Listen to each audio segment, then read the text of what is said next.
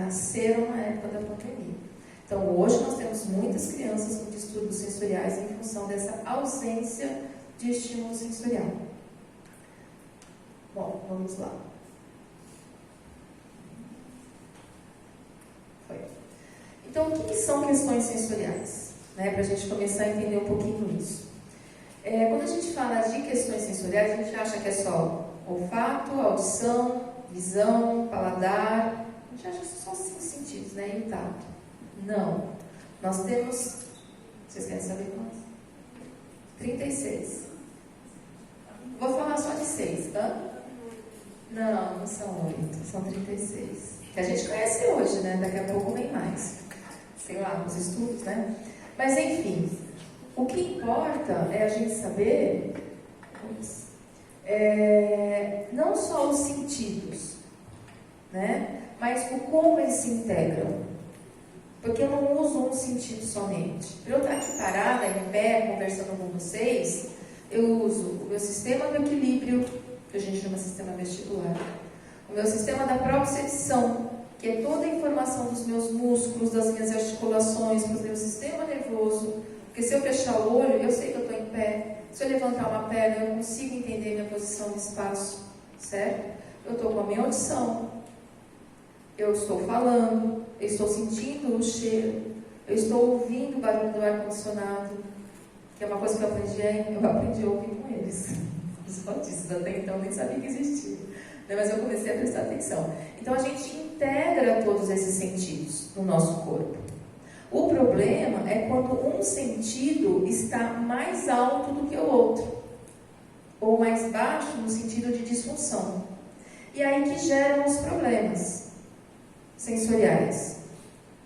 E se eu não integro esse estímulo de uma forma correta, eu não vou aprender, eu não vou me socializar, porque eu vou ter medo de entender o que está acontecendo. Eu vou me esconder. Eu acredito que muitos gostariam de fazer isso agora. E quando a gente fala dessas questões sensoriais e quais eles estão integrando, a gente tem um problema sério quando a gente fala das questões sensoriais das pessoas autistas. Desde que nasceram, essas questões sensoriais, elas são disfuncionais em função da genética. Eles não são assim porque eles querem. Eles são assim por questões genéticas. Então, quando um autista chega para mim e fala assim: nossa, Luciana, eu não consigo trabalhar gerenciando pessoas, porque eles falam, eles estão num ambiente com muita luz. E quando eu peço para apagar a luz ou fechar a cortina, eles estão me chamando de chato. Isso não é chatice. Isso é uma necessidade. Cada um tem a sua necessidade. Só que a gente que não é autista, a gente consegue dar conta e se readaptar. A gente consegue, não, está me incomodando sim, eu vou fechar. O autista, ele fica meio, será que eu estou sendo chato mesmo? Então não existe essa questão de frescura, de chatice, quando eles falam ou reclamam ou inferem uma dificuldade. Eles não inferem porque eles querem, eles não são assim porque eles querem. Hoje a gente sabe que existe geneticamente comprovações importantes falando das disfunções sensoriais. E isso me deixa muito triste quando eles vêm com essas falas para mim, né? E o que eu peço a eles, e muito do que eu falo aqui, às vezes na própria terapia eu fico, às vezes, 1 hora só explicando o porquê das coisas. Porque quando eles entendem esses porquês, eles param de se sentir culpados. Porque desde muito pequeno falam, não, você não tem que ser assim. Não, isso é besteira. Não, isso é frescura. Não, é frescura. Então, acho que é o mínimo de respeito. Certo? Por que eu falo isso? Porque quando a gente fala dessas questões, no nosso sistema nervoso central, tem psicólogos aqui? Vocês vão entender o que eu vou falar, mais ou menos. Está pensando se vai ser psicólogo ou não? Está nessa fase. É assim, 85% das nossas ações e emoções são fisiológicos. 85%. 15% é racional. Ou seja, tudo que a gente faz, tudo que a gente pensa, é gerado aonde? Nos órgãos do sentido. Justamente por conta disso. Isso em 1500, o Thomas Hobbes, que era um filósofo, já falava que ele percebia de alguma forma que as respostas emocionais vinham de perturbações sensoriais.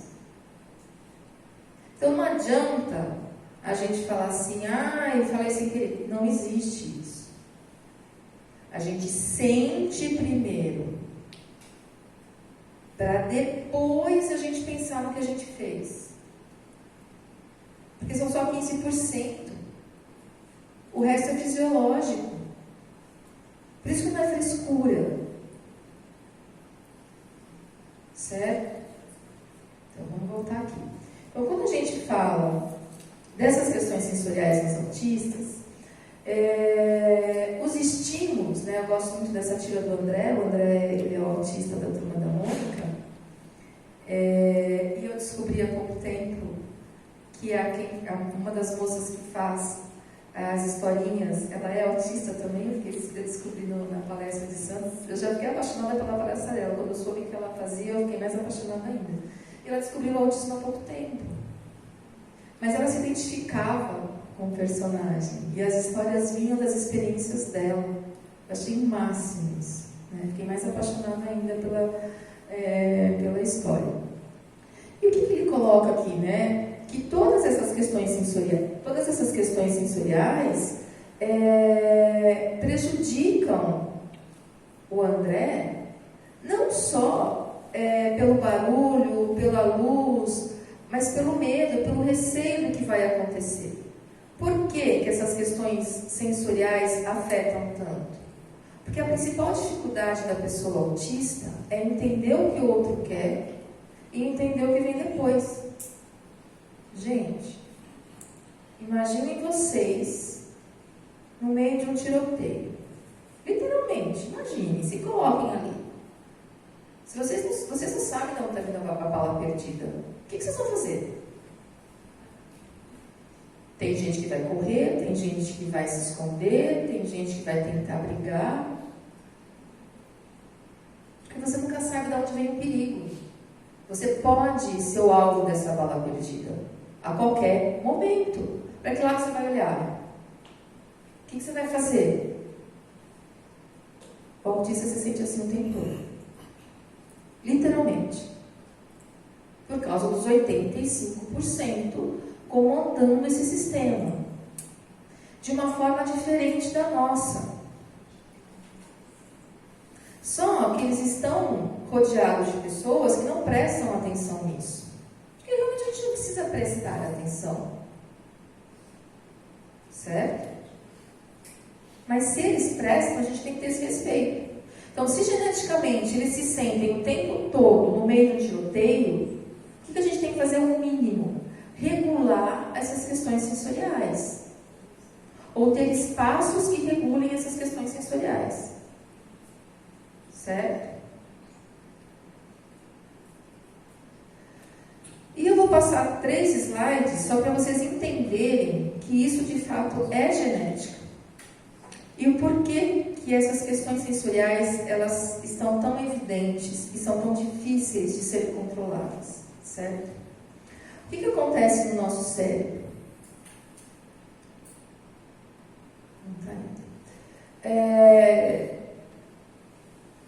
Essa parte, a gente pegou um pedacinho, tá, do sistema nervoso central, que é o quadradinho.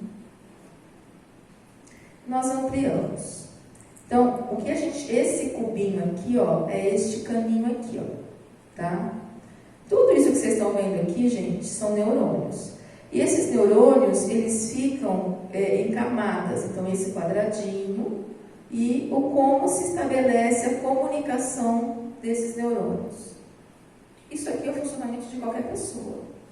Nosso cérebro funciona assim para tudo, certo? Então eles se conversam dentro deste caninho, vamos dizer assim. O que acontece dentro deste caninho? Ó? Todas as informações, elas sobem ou descem. E elas vão passando para as outras áreas do cérebro de uma forma contínua.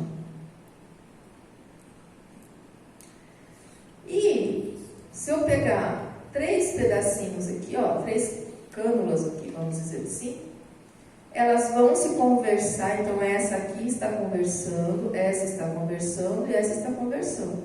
Elas podem até ter ponto aqui de conexão, mas está uma conversa razoável, certo? O que acontece então se eu estou conversando, vamos supor que esses 3 estejam conversando, eles estão conversando aqui, ó. E quando eles conversam, automaticamente eles inibem toda a área em volta. Quando uma pessoa autista tem essas inferências sensoriais, por exemplo, eles não conseguem inibir essas áreas. Igual aqui, ó. Então, o que acontece com a informação? Ela aumenta, ela potencializa, porque ela não está sendo inibida pelo azul aqui, ó. No caso, se a gente pensa em neurotransmissores, ela vai se espalhando. Eu explico isso dessa forma. Imaginem vocês tomando banho. Como é que a gente faz para não molhar o banheiro? A gente põe uma cortina no box, vamos pensar numa cortina, certo? A água cai para fora do banheiro, a gente encharca o banheiro? Não. Por quê? Porque eu tenho uma cortina inibindo essa água de para fora. O autista não tem essa cortina. Por mais que ele tome cuidado na hora de tomar banho, vai espirrar. Vai encharcar o banheiro. Então não é frescura. Não é besteira. Então, se o barulho incomoda, é porque está incomodando de fato. Ah, tá bom, Luciana, mas por que este barulho vai incomodar de fato a ponto de encharcar esse banheiro? Porque ele está o tempo todo com medo. Ele nunca sabe de onde vem a bala perdida. Até ele sentir segurança no espaço que ele está, é difícil. E mesmo que ele esteja sentindo segurança no espaço que ele está, se de repente vem um barulho que não é reconhecido por ele, ele vai ficar preocupado. Porque até o cérebro processar, enxugar o banheiro da informação anterior, para processar essa nova, dentro desses 85%, demora. Então a gente fala que eles têm um tipo de um delay. Às vezes a gente faz uma pergunta e eles respondem meia hora depois, né? Aí quando eles respondem, o que ele está perguntando mesmo? Porque eu já esqueci até da pergunta. Aí eu vou, se eu estou no celular, eu vou deixar o que eu perguntei.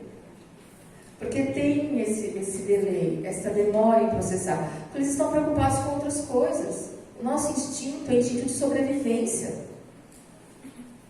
Se uma coisa está me fazendo mal, eu vou querer me proteger.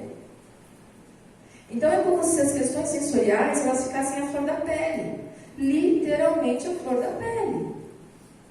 Que a gente chama de sistema somestésico, que é o tato e o proprioceptivo, que é o do músculo, das articulações.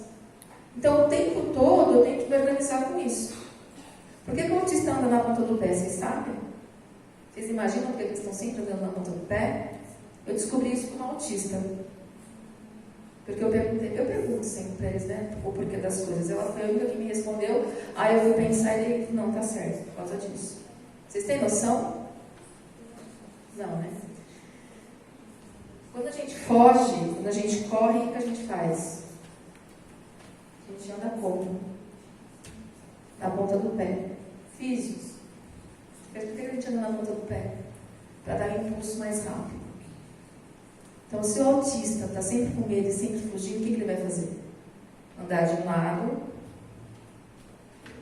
na ponta do pé, desde criança. Porque ele tem que fugir desse lugar.